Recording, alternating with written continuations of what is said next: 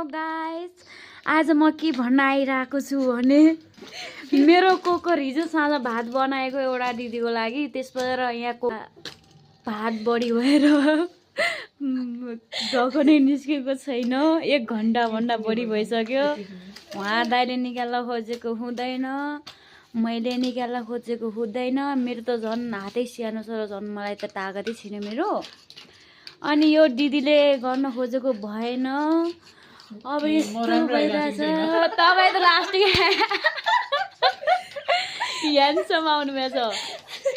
अनि हुँदैन यो के गर्ने होला गाइस। नाइ यत्रो आउनुभएछ, चुप लाग्न अहिले। तिमीहरू चुप अनि आफ्नै काम गर, म भिडियो बनाउँछु। अनि यहाँ यस्तो ग्यासको यस्तो हालत भइरहेछ, के अरे कुकरको यस्तो मोडो यस्तो ह्यान्डसम यस्तो पुरा दाइले त निकाल्न सक्नु भएन भने झन् हाम्रो त कहाँबाट हुन्थ्यो र।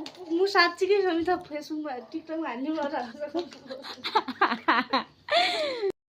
निस्केको अवस्था गाइस हेर्नु त। यहाँ दाइको मिहिनेत धेरै लाग्नु भयो। के भनेछ खिर होइन धन्नै हेर्नु न यसको यो त्यो त उ रहेछ है।